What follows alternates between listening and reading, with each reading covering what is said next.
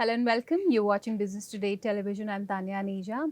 Well, Power Finance Corporation is looking to raise up to 5,000 crore rupees through public issue of non-convertible debentures that will open for subscription on July 21st.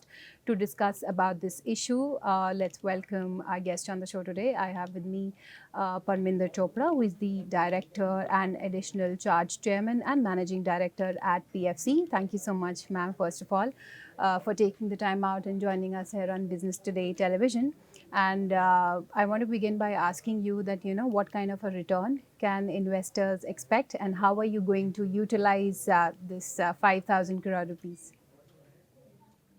Yeah, this is a public issuance of bonds. So we have thought of bringing it in three tenors. The investment opportunity is there for 3 years, 10 years, and 15 years.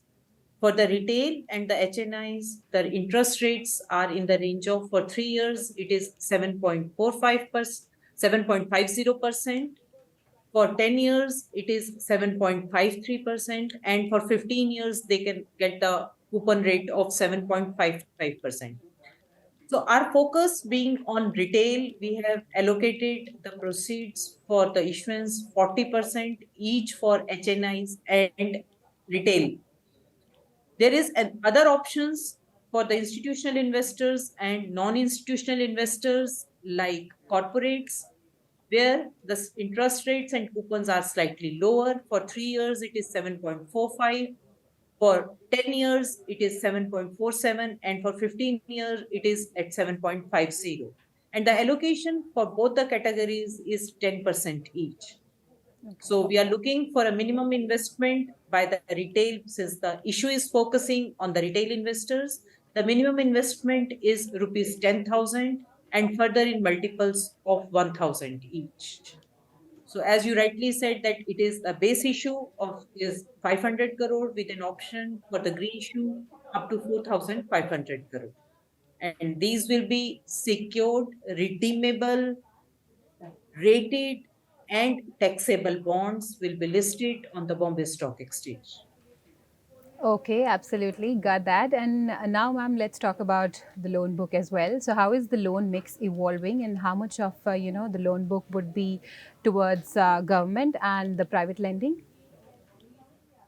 As of now, PFC 31st March 2023, PFC has a loan book of approximately 4.22 lakh crore. If you talk of the bifurcation between the government and the private sector, the government sector has a 83% outstanding is from the government sector and 17% is from the private sector. Okay. Talking about the loan mix, it is 12% of the loan book is towards the renewable and 42% is from the conventional generation. T&D constitutes 45% of our loan book and others are negligible, which is general purpose loans. It's only 1% of the total outstanding. Okay, absolutely. And if you talk about the asset quality, the stressed assets have reduced significantly over the past few years. But how is, the asset quality trend expected to pan out in FY24? Yeah, you have rightly said that it has improved a lot from even if I talk in absolute numbers, from 30,000 crore, it's just now 15,000 crore. And with a sufficient cushioning of approximately 72% of the stressed assets, we have net NPA ratio of only 1.07%. I would like to share with you that in the past 1 year, we have not added any new NPAs. And going forward also, we are expecting that our loan book to remain healthy. Okay, absolutely. And ma'am, also there were, some reports that PFC is looking to diversify its loan book and, venture into funding road infrastructure projects. So can you tell us about that? PFC has been framed primarily to fund power sector only. So traditionally, we have been funding for the power sector backward and forward linkages and its allied activity.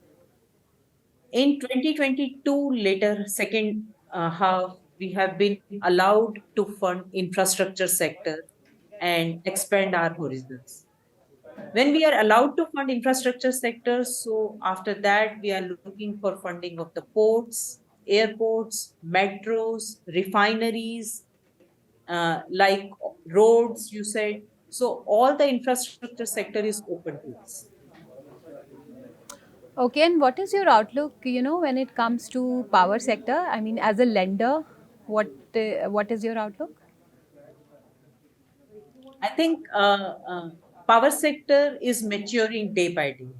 Hmm. There were issues at one point of time related to the capacity, generation capacity in the power sector.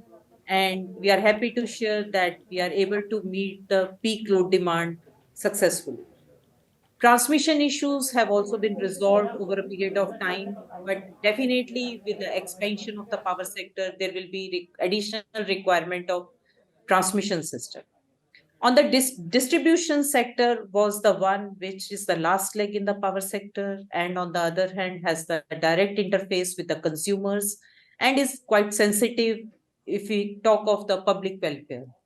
So a lot of work is being done for improvement in the discom sector, and lot of schemes have been introduced by the government of India to make overall discom sector viable. So if we are able to succeed in this, then definitely viability of the whole sector will be much better as compared to earlier times. For this, Government of India scheme of revamped distribution scheme, that is going to be the milestone and will lead to turnaround of the discom sector. In this scheme, the effort is to reduce the AT&C losses and to do the capex works with respect to the loss reduction strategy also. The other part of the scheme, which is focusing on the installation of the prepaid smart meter, I think will address the basic issue of billing and the collection efficiency of the discoms, and in turn is going to improve the AT&C losses. Subsidy, as a part of scheme, it has been said that the subsidy has to be accounted and has to be paid in advance by the respective state governments on quarterly basis. And we have found that in number of discoms last year, the same has also been complied with. So payment discipline is coming in the sector. Once the payment is received timely by the discom, they will pay to the generators timely, and the liquidity issues will be, I think, will be addressed properly in the system. Okay, absolutely got that. And lastly, ma'am, just one last question. What kind of business growth are you expecting, especially if we talk about FY24? Last year, PFC's loan book has grown by 13%. So there was a lull period for the before that for 2 years because of COVID. The construction work was not much. The work on ground was not picking up, and since PFC is funding for the capex, so once the physical work is not up to the mark, so disbursements stopped at that point of time. But we hope that now the scenario is much better. A lot of work is going on, and we hope to improve our loan book also. Okay, absolutely. And on that wonderful note, thank you so much, ma'am, for sharing these insights with us and being with us here on Business Today Television. I appreciate you joining us here on Business Today Television. Thank you so much. Thank so with you. that, let's wrap up this special edition. But don't forget to follow us on our social media platforms like Facebook, Twitter, LinkedIn, and Instagram. And stay tuned for all the latest market updates. Many thanks for watching. If you like the video, do like, comment, share and subscribe.